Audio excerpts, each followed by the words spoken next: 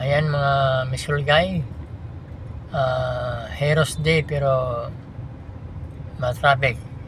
Ibig sabihin maraming heroes sa EDSA. Kung hindi ka hero, hindi ka magtsatsaga sa traffic ng EDSA. Oo. Dito sa bus lane, gusto kong pumasok sa bus lane. Kaso nakaharang eh.